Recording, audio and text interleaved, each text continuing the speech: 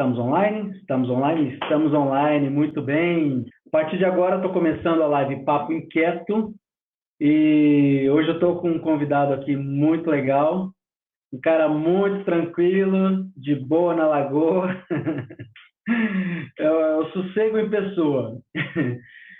Hoje vem conversar com a gente aqui o ator, o produtor do Fast Luso, produtor cultural, e esse cara é nordestino, e é gente boa pra caramba.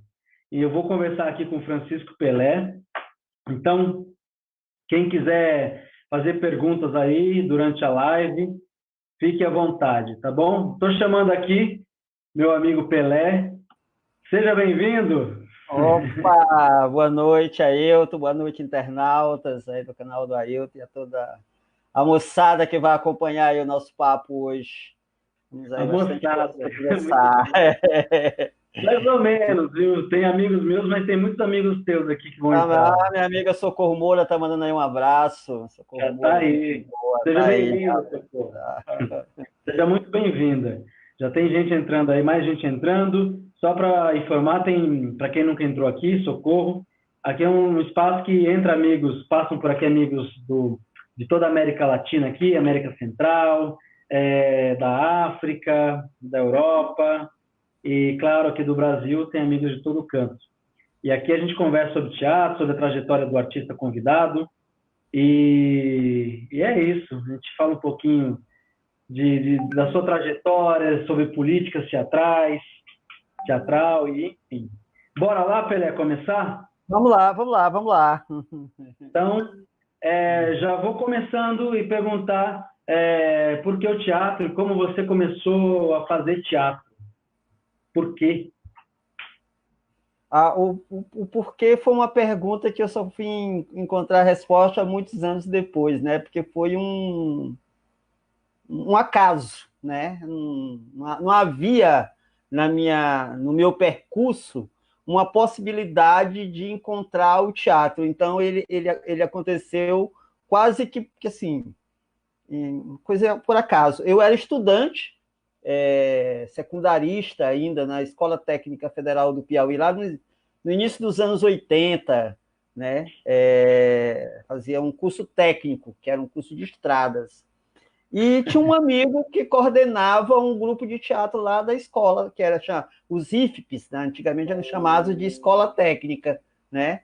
E lá da escola técnica tinha um grupo de teatro já conceituado, montava várias coisas, e esse meu amigo que chamava José Gomes Campos, popularmente conhecido como professor Campos, coordenava o grupo da escola. E eu já gostava mais ligado na área da literatura, da escrita e tal, e tinha uma outra atividade extraclasse, que era o clube de redação. E eu me matriculei no clube de redação, aprender as técnicas de redação e tal. E o Campo dirigindo o teatro, um dia eu descendo, acho que fiz uma prova, e parece que descia, terminava a prova, e o professor mandava descer, né? E eu encontrei o Campos na porta do auditório da escola, aflito, porque estava montando uma peça, a peça se chamava Fogo Morto. Era uma adaptação que ele tinha feito do romance do José Lins do Rego.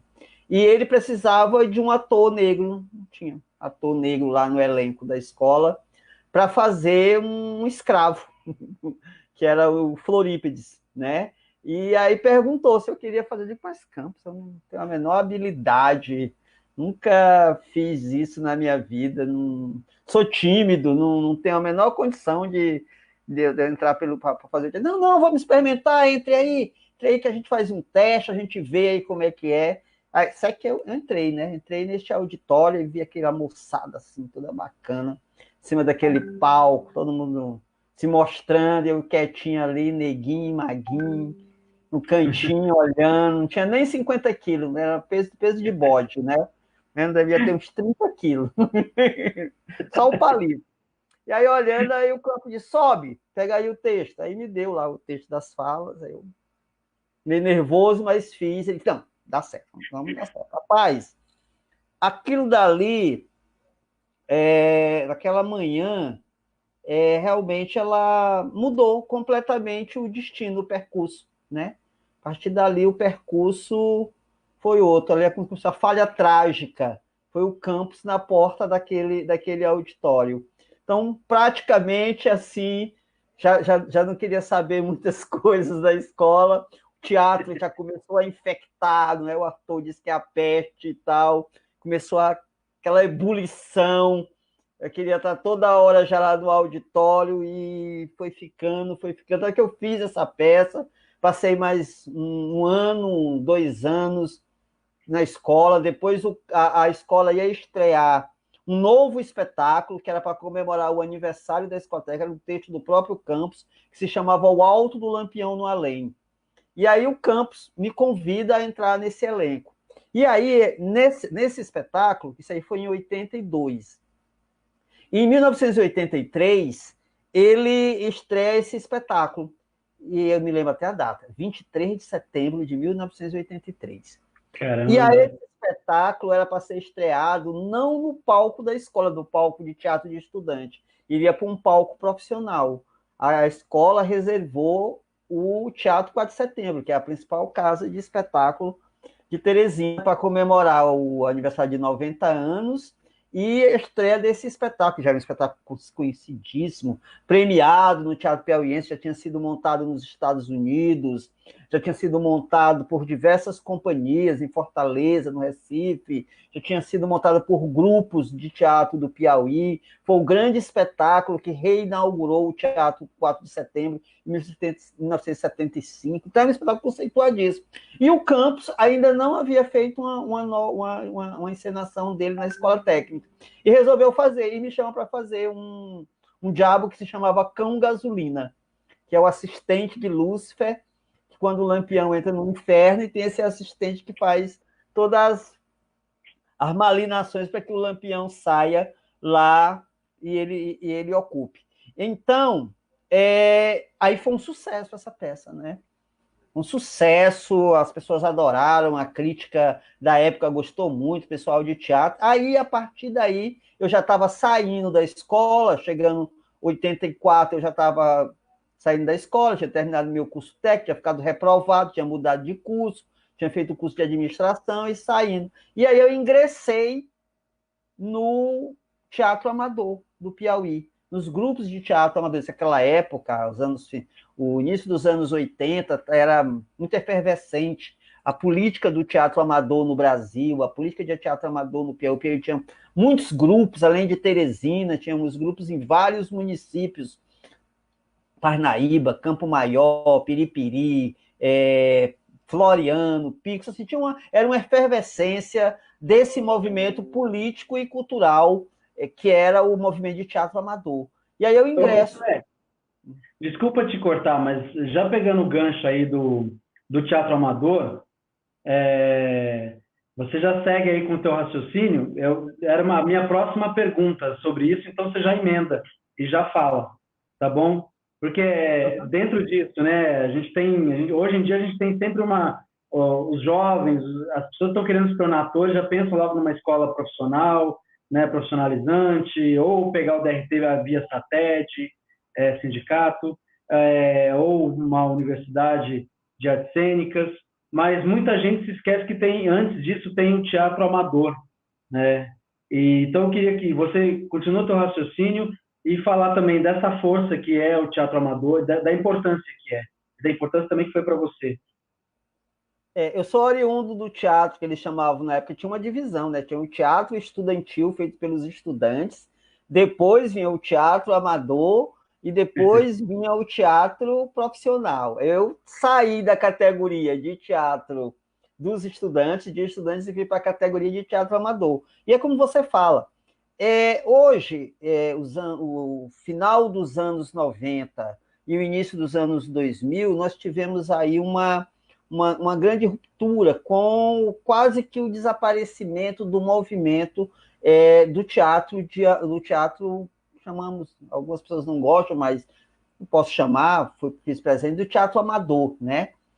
E fui presidente da Federação de Teatro Amador do Piauí, participei ativamente do movimento de teatro amador do Brasil no final dos anos 80, no início dos anos 90, os grandes festivais de teatro brasileiro, onde reunia o melhor do teatro amador do Brasil. Era uma grande festa, uma grande confraternização, e isso era muito importante, porque, na realidade, é o primeiro passo, né? É no grupo de teatro amador que você aprende suas noções de organização, de administração de um grupo, de afetos, né? As pessoas ainda estão lá, não na disputa por espaços. Então, todo mundo quer trabalhar por engrandecimento do grupo. O meu grupo, por sinal, ele vem dessa fase. O Grupo Arém, que completa agora 35 anos, ele vem da fase do teatro amador. Ele foi criado em 1985 como um grupo de teatro amador. Depois ele passou uma categoria de associação e hoje a gente chama nessa categoria que é o teatro de grupos, né? Saiu um pouco da área do teatro amador e entrou para o teatro de grupo, mas é de fundamental importância, eu acho, a continuidade, a manutenção, a criação dos grupos de teatro amador. E eu acho que isso só tem a contribuir. Não sou contra as DRTs, não sou contra as escolas, não sou contra a unidade, acho que tem que ter também, a gente se ressente dessa falta aqui no Piauí, por não termos um curso na área nem de licenciatura e nem bacharelado das artes cênicas. Nós temos uma escola técnica de teatro que, dentro das suas dificuldades, ela vem se mantendo, mas isso tem não contribuído para a formação de grupos. Nós temos uma escola que ela já está em funcionamento há quase 10 anos, mas os grupos de teatro, amadores ou coletivos, ou como se queiram chamar agora, que se formam depois dessa formação, são muito poucos. Eu sou um dos críticos que venho falando há muito tempo que não tem muitos. Temos muitas pessoas que saíram dessa escola de teatro, mas perdeu-se aquela energia de manter um grupo, de construir aquele grupo, de estar junto, de discutir junto, de ir atrás da produção juntos e tal. E que isso é uma escola, né? É muito saudável, é uma escola de vida. Um grupo de teatro é uma escola de vida, é uma entidade, né? Um grupo de teatro amador, ele é uma entidade, é uma família, né? Eu tiro isso pelo próprio Arém, que a gente vem mantendo a duras penas. Claro que não é fácil manter, mas a gente vem mantendo o Grupo Arém. Aqui no Piauí também nós temos uma tradição de ter muitos grupos que têm uma vida longa, que as pessoas estão juntas muito tempo. Além só do Piauí, não, ele é uma tradição do Nordeste, né? Eu sempre falar sobre essa tradição do teatro nordestino, e tem essa tradição de manter os grupos, grupos de 20 anos, de 30 anos, de 40 anos, então que mantém seu núcleo, né, hoje mantém seu núcleo principal, trabalham sobre essa perspectiva do teatro amador. Claro que hoje as regras de mercado e de produção são outras, mas a perspectiva de que se trabalha no cooperativado, nessa coisa toda, ainda vivemos sobre aquelas do teatro amador. E eu gosto muito, incentivo muito, participo de algumas formações dentro da minha possibilidade para a criação de grupos, está sempre dando orientação às pessoas que querem fazer teatro. Como é que você quer fazer teatro? Como é que eu começo? Começo formando um grupo.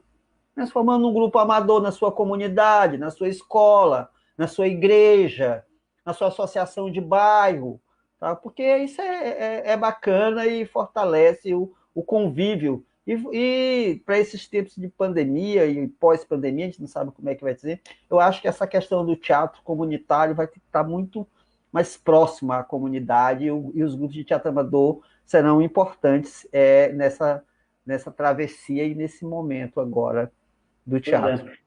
A gente aqui em São Paulo, a gente tinha, não sei se ainda existe esse projeto, é o Mapa Cultural Paulista. Se alguém estiver aqui acompanhando, souber informar, escreve aí. E é um projeto um festival para teatro amador, para grupos de teatro amador. E, cara, cada coisa incrível. Eu cheguei a participar no meu início de teatro também desse festival, desse Mapa Cultural Paulista, né? Não sei se não chega a ser um festival, mas cada coisa incrível, cada espetáculo maravilhoso. Nós Um, temos é um muitas iniciativas. Tem muitas iniciativas espetáculo no Brasil. profissional também, né? A gente, por uma questão burocrática, não é profissional, né?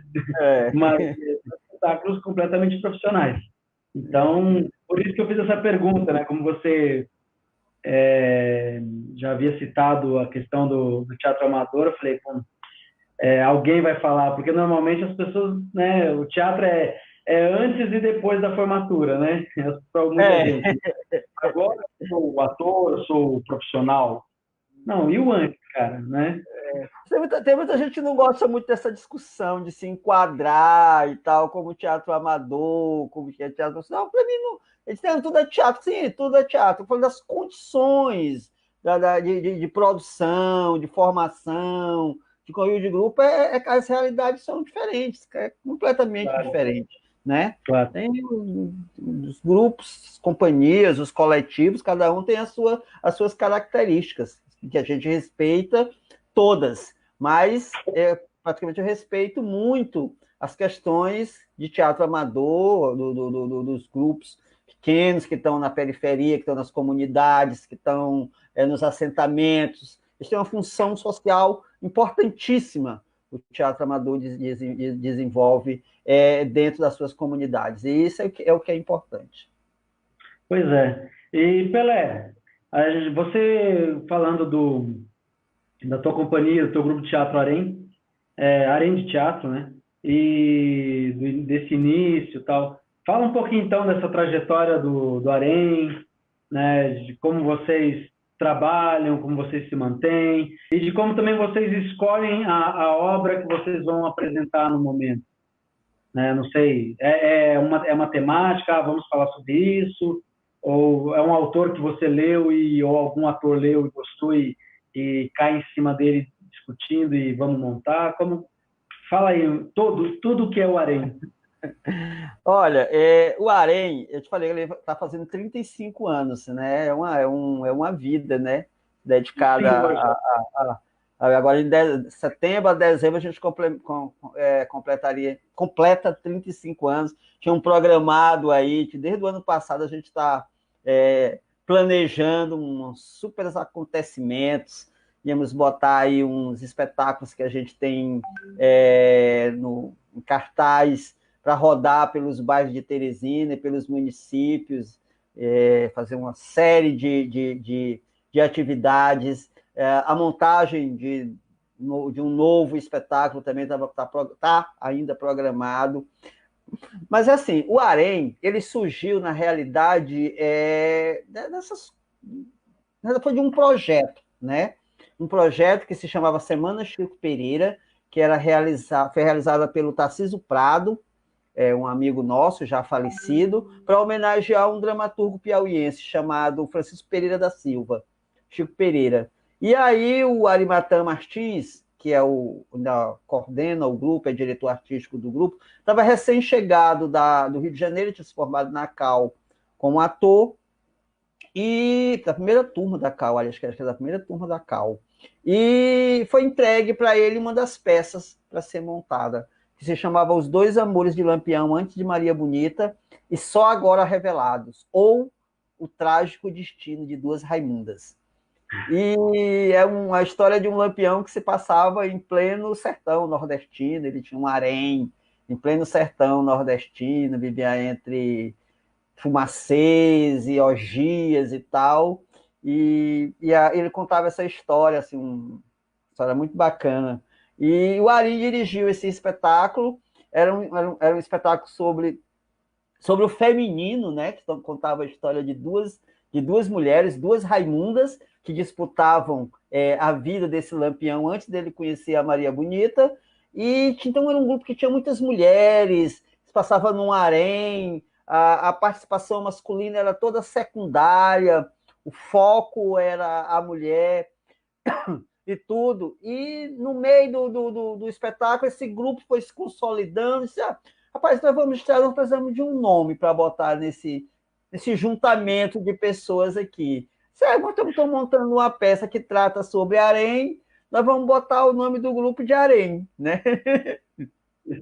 E aí denominamos o grupo de Grupo Harém de Teatro, né? Mas como a gente ainda queria ir mais à frente do seu...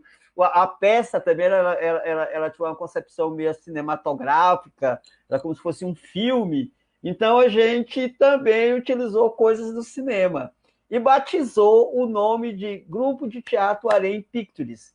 Na realidade, o nome do Harém o nome dele mesmo é o nome de registro civil é Grupo de Teatro Harém Pictures. E a gente chama Grupo Harém de Teatro.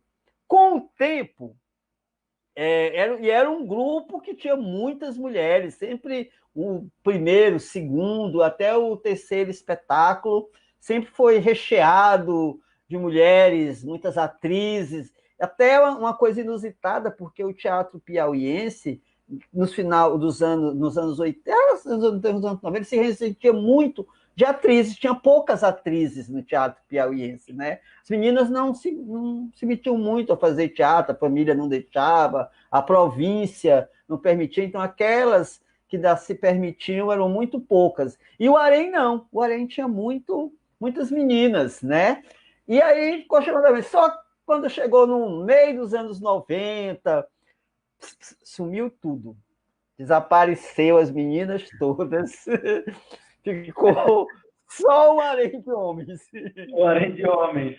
E foi aí quando a gente entrou no processo de montagem de um dos espetáculos, um dos ícones e mais representativos espetáculos do Grupo Harém, que é Raimunda Pinto, Sim Senhor, que é uma peça também do Francisco Pereira, também da tetralogia Raimunda, é a terceira peça dessa tetralogia, e entramos aí na loucura de montar essa peça que também traz o universo, mais uma vez, traz o universo da discussão do universo feminino, que é a história de uma Raimunda cearense, que ela é para os padrões da época, né? O texto lá dizia que ela era feia, leporina, tinha um lábio leporino e era fanha. E o grande sonho dela era fazer essa operação plástica no lábio e ser enfermeira da Escola de Enfermagem Ana Nery, porque essa peça ela se passa em 1945. E aí a gente se viu aí precisaria de um universo de atrizes, a própria Raimunda, as amigas da Raimunda, a mãe da Raimunda, de tudo, e a gente se viu sem... Tentamos várias vezes, nós tentamos montar esse espetáculo 2, 3 anos, ficou em maturação, tentando ir e voltava, e não volta. Aí um dia o diretor chegou e disse assim, olha, vamos montar a peça, vamos montar com quem tá. Tá o elenco masculino, vamos fazer só com o elenco masculino. E a peça foi montada só com elenco masculino. Todos os personagens femininos foram feitos pelos atores. Eu fiz a Raimunda Pinto durante quase 17 anos, essa peça teve em cartaz. Ela foi a peça que mais rodou, fez longas temporadas, estreou uma coisa no Piauí que até então não existia, que é temporada. Até hoje nós não temos. A peça entrou em temporada. Nós alugamos um teatro na Zona Leste e ficamos lá 3 meses, de quinta a domingo, em temporada, que é uma coisa assim, nunca ninguém tinha feito em Teresina. Temporada em Teresina é um final de semana no teatro, passa um final de semana, volta 3 finais de semana, era muito assim.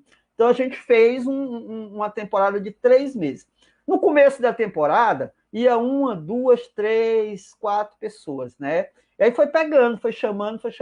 Sei que ao final da temporada, assim, o teatrozinho, parece que era de 150 lugares, tínhamos que fazer sessões extras para as pessoas poderem assistir, porque, resultado, Raimunda Pinto foi um grande fenômeno, premiadíssimo, participou de vários festivais, viajou muito, e foi um sucesso, uma peça muito simples, eram 8 atores, 8 tamboretes de madeira, 3 músicos.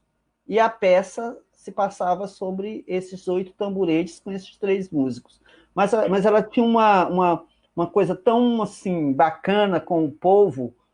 Ela agradava todas as faixas etárias, todas as idades. A gente apresentava assim nos rincões de interior do Piauí, em escola, em praça, em tudo que tivesse qualquer espaço. Não precisava de um espaço preparado para botar a peça estava lá no ponto. É o típico espetáculo é o boca a boca Ah, sim, que um fala, espetáculo, é né? o que a gente dizia, era um espetáculo de boca a boca. Até que final dos anos, início dos anos 90, a mídia, as redes sociais ainda eram muito restritas, então não tinha esse boom. Eu fico imaginando hoje, naquele tempo da Raimunda, agora com esse boom das mídias sociais. Então, foi o boca a boca, né? A pessoa ia assistir, comunicava para um, dizia para outro. Então, foi um sucesso. Então, o Grupo Arém passou longos e longos anos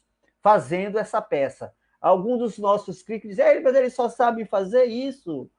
Só essa peça, é um grupo de peça única, vai fazer só essa peça. Mas não, durante esses 35 anos a gente tem experimentado uma dramaturgia, experimentamos a dramaturgia local, montamos autores locais, como o Francisco Pereira, o Benjamin Santos, o Gomes Campos, o próprio Arimatã Martins, que é senador do grupo, e também entramos na seara de dramaturgias próprias, construídas pelo grupo e para o próprio grupo.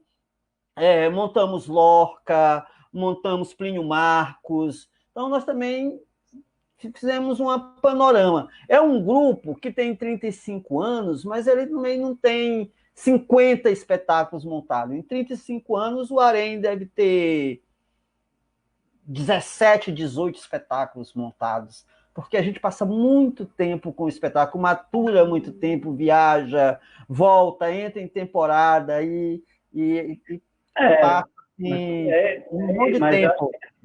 é importante isso também, né? Não é a quantidade, né? É a qualidade. Porque às vezes é um espetáculo que você vai maturar ao longo da temporada, das viagens, e o ator tem essa oportunidade de realmente fazer esse personagem crescer de verdade, né? Exatamente. É o tempo, o tempo. O tempo. E foi um projeto que a gente encampou quase 20 anos. Na verdade, nós encampamos 20 anos, que se chamava era o Resgate do Homem Brasileiro para o Centro da Cena. Era montar um teatro brasileiro, um teatro popular brasileiro. O Arém se debruçou muito tempo sobre essa pesquisa de montagem de autores que falasse dessa nossa realidade brasileira, que trouxesse para a discussão do centro da cena essa realidade brasileira. Nunca desprezando os grandes autores, os grandes dramaturgos, mas optamos quase durante 20 anos de história do Arém para trabalhar sobre essas temáticas do homem brasileiro no centro da cena, discutir esse homem. Eu falo homem aí no sentido mais geral, desse corpo brasileiro do centro da cena. E depois de lá nós ingressamos, como eu lhe falei, numa dramaturgia própria, escrita para o grupo. Inclusive, nós estamos preparando uma agora, nesse período de confinamento, a segunda parte de uma dramaturgia que a gente já tinha estreado em 2013, que se chama Abrigo São Loucas, que é um inventário sobre a política piauiense, contada sobre a visão de 3 ex-primeiras-damas, de cidades fictícias do interior do Piauí, em que elas retratam a história política da província do Piauí nesse período. E agora a gente vem com a segunda parte da peça Abrigo São Loucas, a quarentena, que elas também continuam contando esse período. Elas vão contar, elas vão retratar agora esse período de isolamento da qual elas vivem durante essa quarentena. O Ari está terminando o texto. É uma discussão também conjunta com a gente está sempre participando da construção da dramaturgia, dando opiniões, pesquisando. Levamos muito tempo e horas de pesquisa sobre algum tema que a gente quer debater dentro do espetáculo, então a gente manda para ele, pesquisa, discute, conversa online, conversa por telefone, E nós temos 3 ideias para estrear o texto. A primeira seria através das ondas do rádio, montar um rádio-teatro, né? Sabemos nós que esse período não vai ser muito propício ao teatro mais próximo mesmo. Nós estamos com a ideia dessa peça a gente montar primeiro ela nas ondas do rádio, montar através de um rádio-teatro, né? Fazer um experimento com rádio-teatro. E, num segundo momento, uma websérie, com alguns capítulos, contando, gravado, e depois o teatro mesmo em si, ao vivo, né?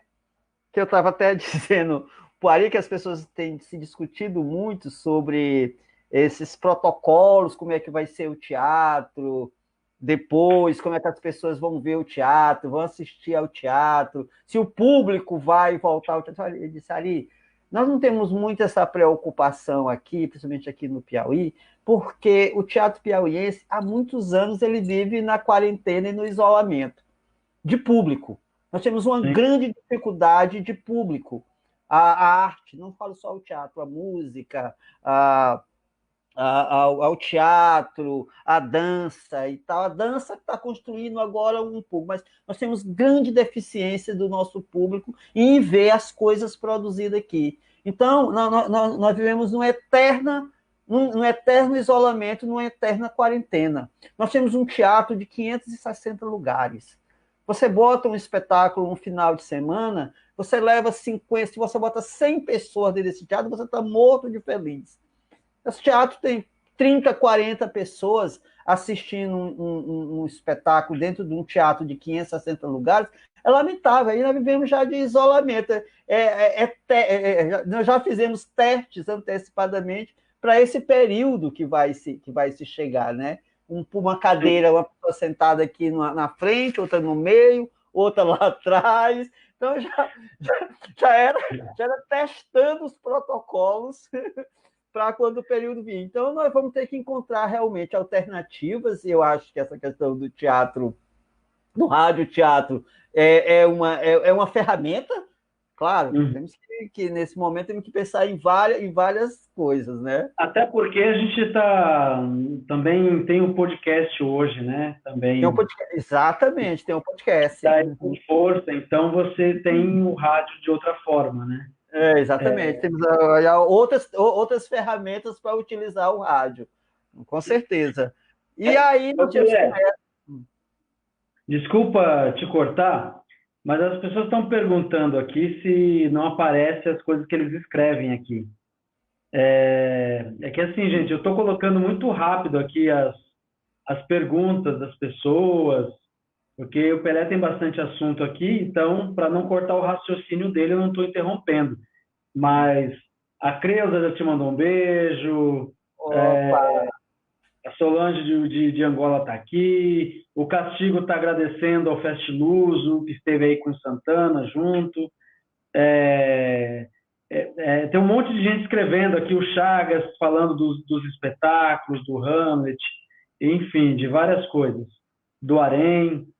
Então, desculpa te cortar, que as pessoas estão cobrando. Tudo pessoas queridas. A Creuza é uma grande parceira, temos feito grandes parcerias durante esses anos para a realização tanto do circuito como do Fest Luso. Esse Santana, Kaká, são pessoas assim, queridas. São quase o Santana, eu assisti a entrevista dele aí, ele é quase cidadão teresinense. Quando ele voltar da China, nós vamos dar vamos dar uma cidadania para ele, para Teresina. Ele é muito querido, é um ator muito querido aqui em Teresina, bastante conhecido, né? As pessoas gostam do trabalho do Santana, tem aqui uma legião de fã do Santana, então é uma pessoa maravilhosa. Janaína Alves Branco, Janaína é cria do Grupo Arém, né? Começou as suas atividades. Aí nasceu no Teatro 4 de Setembro, que é filha da camareira do Teatro, a Toinha, e logo depois integrou o Grupo Arém de Teatro. A Janaína hoje está em Cabo Verde, é a companheira do meu amigo João Branco, grande amiga do grupo. Então, são pessoas assim, que estão sempre... a Solange, eu tenho uma vontade de conhecer Solange, ainda não tive a oportunidade. Ela curte as minhas coisas, curte as coisas, tem curtido virtualmente, mas a gente vai ainda se encontrar aí por esses caminhos. Legal. Tá respondido aí, né, Creuza? É isso, é que a gente está engatando aqui a conversa, por isso que eu não estou interrompendo aqui. O Castigo está agradecendo aqui, está dizendo Deus te abençoe. E é isso, Castigo. Acompanha aí, viu? Eu vou seguir aqui então, porque tem muita coisa e o Pelé. Queria mandar um abraço para o meu amigo Chagas, que é fã daqui do Teatro Piauiense. Acho que ele nunca veio a Teresina assistir mesmo, ele conhece a gente lá de São Luís. Fizemos uma edição do Fest Luz em São Luís e ele vai muito à ilha. Então, o Chagas, lá de Natal, ele tem acompanhado a sua série de entrevistas. Toda vez que eu entro, ele está e participa. Um grande abraço aí ao Chagas Cassiano, lá de Natal. O Chagas está sendo um amigo bem legal, assim, divulga, compartilha, faz tudo, é bacana. Obrigado, viu, Chagas? E uma hora a gente vai se conhecer aí, uma hora eu tô por Piauí aí, a gente roda, né? A gente tem tempo ainda para seguir as estradas aí. Mas, bom, falando em se conhecer, pensei em Nordeste agora, fala aí brevemente, porque depois eu quero focar no Fest Luso. Então, fala brevemente aí da cena teatral nordestina. Eu sei que Nordeste, para mim, é a melhor parte do Brasil e é um território extenso, muito grande. E quando você fala de teatro no Nordeste, são N coisas, N linguagens, né? Mas como você é um cara que circula por tudo, você já viu muita coisa e conversa com muitos grupos, dialoga com muitas companhias e diretores. Fala um pouco do cenário teatral nordestino. Olha, é um cenário muito potente, muito inovador, o teatro feito aqui no Nordeste. São companhias conceituadas, são grupos de pessoas que têm representado bem o teatro, tanto aqui como fora, né? Tem participado estão sempre em temporadas no eixo, como a gente chama aí, Rio e São Paulo, mas um trabalho importante na região. O teatro cearense aí tem uma potência, realiza grandes eventos, grandes festivais. Eu tenho acompanhado o crescimento do teatro no Ceará. Outra grande potência é o Teatro de Natal, né, do Rio Grande do Norte, bem do estado mesmo. Tem grupos que têm uma linguagem bem contemporânea, inovadora, e aí eu não vou citar, porque são vários, assim, né, são pessoas muito queridas, mas tem, tanto politicamente como esteticamente, eles têm feito grandes contribuições ao agradecimento do teatro feito aqui no Nordeste. O Pernambuco não se fala, né? Bacana, lá tem uma variedade de segmentos, de várias tendências do teatro. Então, o teatro nordestino ele vai bem esteticamente, obrigado. Claro que as inquietações, as faltas de apoio, que é uma coisa recorrente hoje no Brasil, tem prejudicado principalmente esses grupos, principalmente os grupos que têm espaços para administrar, que é também uma grande tendência aqui no Nordeste, os grupos de meu reconhecimento também terem espaços para administrar, e isso já antes dessa pandemia e durante essa pandemia os problemas têm se agravado em manter esses espaços de receber público, de experimento, de apresentação, de formação, tem inquietado muito a produção do teatro nordestino.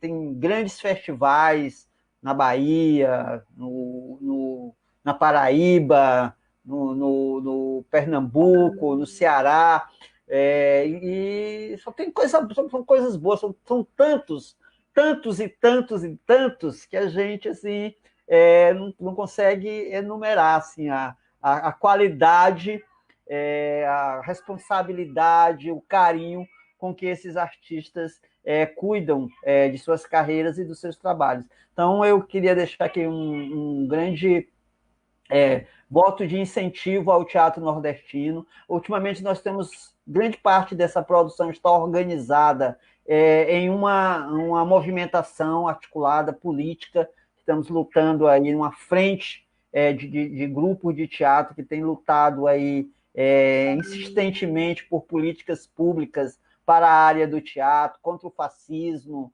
contra essas coisas de ruim que tem acontecido no país, a favor da democracia, da liberdade de expressão, que é a Pavio.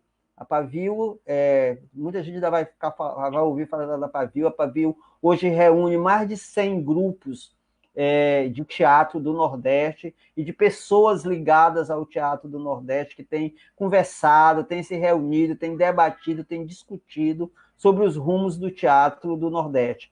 E a gente tem tentado encontrar soluções. Íamos fazer um grande festival, seria o primeiro festival de teatro do Brasil, proposto pela Pavio, mas veio a pandemia, o festival ia abrir-se no dia 20 de março, aí veio a pandemia e destruiu toda uma programação. Foi um festival que foi gestado no Nordeste, mas ele já estava espalhado no Brasil inteiro. Mas aí um festival diferente, que as pessoas não precisariam sair dos seus lugares de origem para viajar, para mostrar o espetáculo. Eles iam mostrar seu espetáculo lá onde eles estavam mesmo, nos seus espaços, ou na rua, ou se já tivesse em temporada num lugar, ele ia estar dentro da programação do festival. Era um festival que era autogestionável com todo mundo, era fazendo a gestão e a comunicação do festival. Então, era uma proposta bem bacana e que a gente, quando terminar esse período, a gente vai voltar novamente com a proposta desse festival para ver a potência do que é o teatro feito aqui no Nordeste. Então, é muito legal, bacana. Hein? Pô, e você sabe que é isso, é um polo, Nordeste é um polo de cria de grandes atores, assim, os atores que eu mais gosto, né? Não posso falar os melhores atores porque isso é muito relativo, mas os atores que eu mais gosto são todos nordestinos, então, e eu falo, pô, é uma terra que que brota talento, né? E é isso. Se tivesse um pouco mais de incentivo de políticas públicas e cultural para fazer isso emergir mais ainda, pô, olha a riqueza que esse país estaria ganhando, né? Muito potente, que era muito potente, não só o teatro, a música, a dança, a literatura, as artes visuais, o cinema. Assim, é um celeiro de grandes pensadores e de grandes artistas, isso não desconsiderando os grandes nomes de várias regiões do Brasil também, que é um país de grandes artistas. Mas, puxando a bola aqui para o nosso lado, temos aqui nesse país chamado Nordeste um time de primeira categoria nos vários segmentos da arte. Ô Pelé, e já que a gente está falando de vocês aí, fala do Fest Luso também, porque a gente já está com 44 minutos, cara, voou. Manda ver aí. Fala do Fest Luso, por que ele foi criado, qual é o processo de seleção dos grupos para se apresentar aí, que mais? Fala da importância que o Fest Luso tem aí para o Piauí, enfim. E quantas pessoas. E assim, claro, para as pessoas que ele emprega também, né? Eu vou começar te dizendo uma frase que eu tenho dito para nós aqui, para nós do grupo tem muita importância, muita. Mas, assim, para a cena governamental, político-cultural, há alguns anos eu venho achando que não tem muita importância. Você sempre, quando faz evento, tem que fazer essa autocrítica e acha assim, não tem muita importância, porque os apoios eles vêm caindo consideravelmente ano a ano. Ano a ano o orçamento vem sendo cada vez mais exprimido e você tem que se rebolar para poder manter essa programação. Ponto. O festival, o Festiluso, ele é resultado, o João Branco, até na entrevista que ele deu para você, ele fez um pequeno panorama de que começou. Começou através de um projeto que se deu início em 97, 98, que se chamava o Estágio Internacional, o primeiro Estágio Internacional de Atores Lusófonos, que aconteceu lá em Portugal e reuniu atores dos países de língua portuguesa. E eu tive a oportunidade de estar neste grupo, eu e uma amiga minha, que é da área de dança, da área do corpo, que é a Cristiane Galdino, lá do Recife. E lá nós nos encontramos com outros irmãos aí de Angola, Moçambique, Portugal, Cabo Verde, Guiné-Bissau, São Tomé e Príncipe, Timor-Leste. E passamos esse período juntos, em formação, recebemos formações dos melhores professores lá do teatro, que trabalham com o teatro de língua portuguesa lá em Portugal. Gostaria de citar aí, principalmente, 2 nomes que eu tenho um carinho especial, que é o encenador Rogério de Carvalho, mora em Portugal, mas é angolano, e o luso brasileiro José Caldas, que mora no Porto. Então, eles foram, assim, as pessoas que tiveram mais tempo junto com a gente, mas estivemos juntos muito, e montamos espetáculos lá, montamos oficinas, participamos da Expo 98, que foi o grande evento que aconteceu lá em Portugal. Isso tudo foi financiado através de uma instituição chamada Cena Lusófona. E a Cena manteve isso junto com a Expo e com o Ministério da Cultura na época aqui no Brasil, através da Fundação Joaquim Nabuco, e teve essa ebulição de coisas, e aquilo ali mexeu muito com a nossa cabeça, aquele 1 ano e meio lá em Portugal. Eu ingressei logo numa companhia de lá, que é o Teatro Extremo. Ainda hoje eu tenho essa ligação com o Teatro Extremo. E na volta, o Barros, que é o diretor da Cena Lusófona, ficou sempre assim, sim, depois, o que é que vai ter depois disso? Vai se acabar aqui, cada um volta para sua casa, não tem uma continuação, vão continuar seus trabalhos e tal. E eu fiquei com aquela coisa todo tempo martelando na cabeça. E eu volto para o Brasil ao final de 99, para 2000, martelando o que é que poderia juntar de novo esse povo e outro povo, né? E aí surgiu a ideia de fazer um festival, e trazer esse pessoal, e esse festival pudesse ser realizado em Teresina. Primeiro, Teresina não é centro de nada, né? É uma cidade que no meio norte do Brasil não tem nem mar, né? O mar é os olhos das meninas, entre 2 rios. E fazer um festival aqui e colocar a Teresina no centro da discussão, de integração da língua portuguesa. Se viu esse vácuo, que existia um vácuo no ar de que pudesse trazer aqui para o Nordeste essa discussão através do teatro, através desse instrumento que eu estava mais próximo dele, que era o teatro. Tentamos uma primeira edição ainda no ano de 2004, né?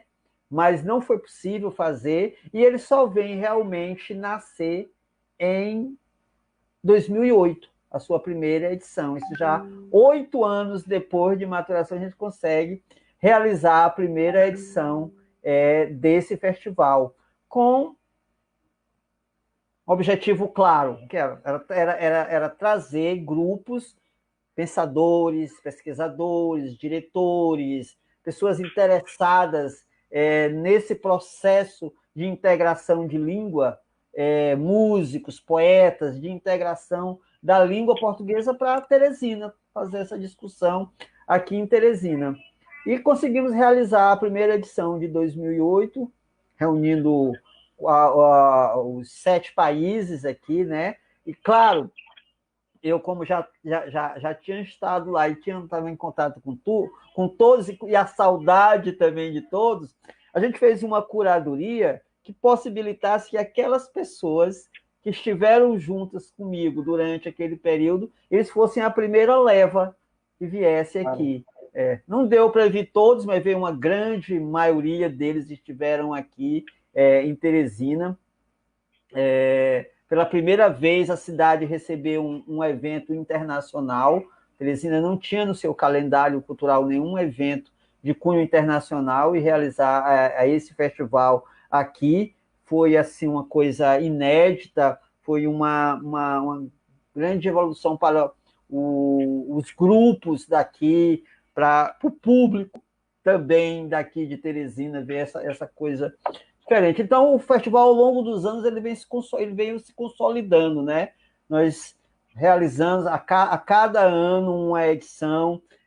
A curadoria, como ele é um festival que tem um recorte bem específico, fica muito complicado hoje, assim, você abrir uma chamada pública. Primeiro, eu via logo assim, primeiro, porque se você abrir uma chamada pública, aí você vai ter milhões e milhões de espetáculos do Brasil, de propostas do Brasil, né?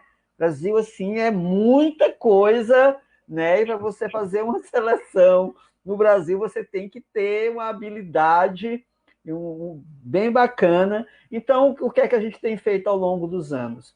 Tem feito uma curadoria através de convites, a gente tem frequentado alguns festivais também nessa questão da lusofonia, principalmente aqui em Portugal, em Cabo Verde, tem visitado os festivais, tem visto os espetáculos e tem feito uma curadoria através de convites, através de indicação de outras pessoas que temos fora, que nós temos amigos em Luanda, temos amigos em Moçambique, temos amigos em Cabo Verde que veem os espetáculos, e a gente conversa. E, na realidade, o festival ele se tornou uma grande rede de integração desse pessoal. Hoje, os espetáculos que passam pelo Festiluz, eles conseguem circular nessa grande rede dos festivais que acontecem. Passa aqui no Festiluso, depois você já encontra ele no Mindelate, lá em Cabo Verde, depois você encontra no Festival de Inverno de Moçambique, no Festival em Luanda, ou em Beja, ou em Almada, Sintra, ou em Almada, ou no circuito. Então, o Festiluz ele conseguiu criar um circuito de teatro de língua portuguesa. Assim, as pessoas elas se conhecem até. É muito difícil você encontrar uma pessoa que está num festival, eu diria, que não tenha passado por esses festivais, que não tenham. Tem gente que nem se vê, mas se encontrou por aí e tem essa ligação. Então, o Festiluz hoje ele é essa grande rede de afetos dentro da lusofonia, né? Ele criou essa rede de afetos. A gente chama um festival de afetos, né? Um festival que as pessoas são amigas, não é um festival profissional que as pessoas vêm para cá recebendo altos cachês para poder vir se apresentar. Não tem isso. Daqui nós oferecemos uma boa acolhida para os grupos que aqui vêm, e o calor de Teresina. Né? Oferecemos o nosso calor humano e o calor da cidade, né? Que é o cartão de visita para as pessoas que aqui estão. Né? E ele é um festival hoje que ele é mais conhecido nos países fora do que aqui na própria cidade. Né? Ele tem um conceito e um conhecimento hoje em Angola, em Moçambique, no Timor-Leste, em Macau, em Portugal, tal, maior do que aqui em Teresina mesmo. Até porque isso não se reflete em investimento melhor, em ter um investimento melhor no festival, porque um grande festival mesmo ele precisaria de investimentos melhor, mas claro que nós entendemos as carências do Estado. O Piauí é um Estado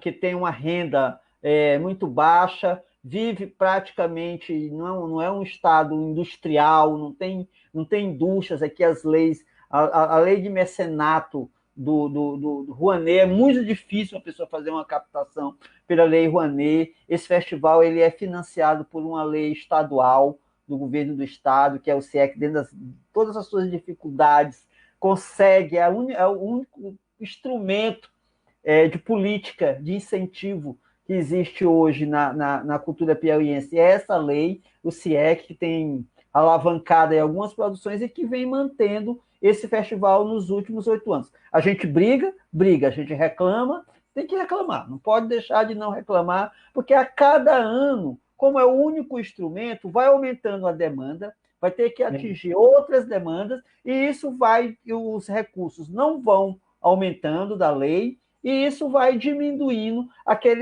principalmente aqueles projetos continuados. Ainda não há uma consciência de que aqueles projetos que são continuados, eles precisam de aval, precisam de implementos do governo. E nesse entendimento a gente tem tido algumas reclamações. E essa coisa também de os valores que são repassados vão diminuindo, não condiz também, porque assim, a cada ano o preço da passagem de avião é outro. O preço do hotel o preço da alimentação, tudo. Tudo aumenta e você vai tentando. E aí entra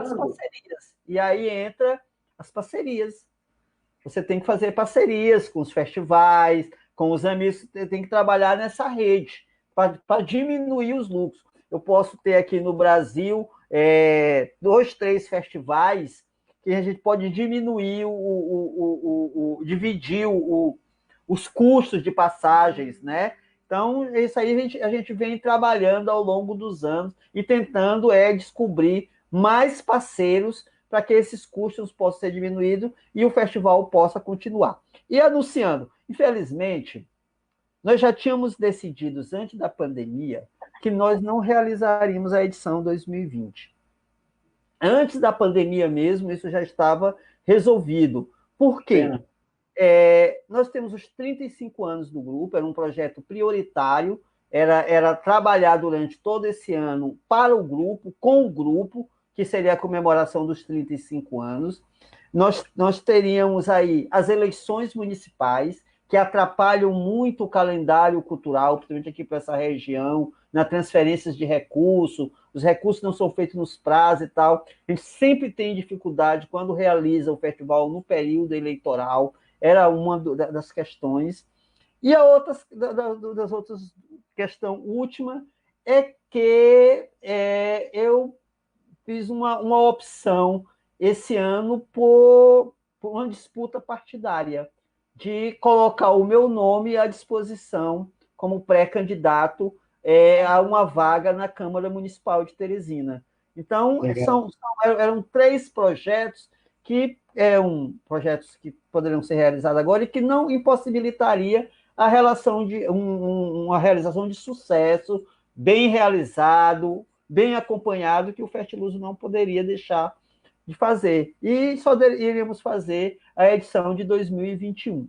Veio a pandemia, bagunçou tudo, a gente agora está meio se reorganizando de novo para saber como é que vai, mas eu estou com a candidatura posta, a pré-candidatura, aqui em Teresina. Eu acho que é importante que a gente possa colocar o nome na disputa. Eu acho que é um direito que cabe ao artista também, além das suas questões estéticas, discutir a cidade sobre a ótica das artes, né? Uma cidade mais humana, uma cidade melhor para as pessoas viverem, não só com aquele discurso pré-preparado dos políticos profissionais, mas um discurso aberto que a gente possa dialogar com vários setores da sociedade e encontrar os caminhos para que a cultura possa ser desenvolvida na cidade de Teresina.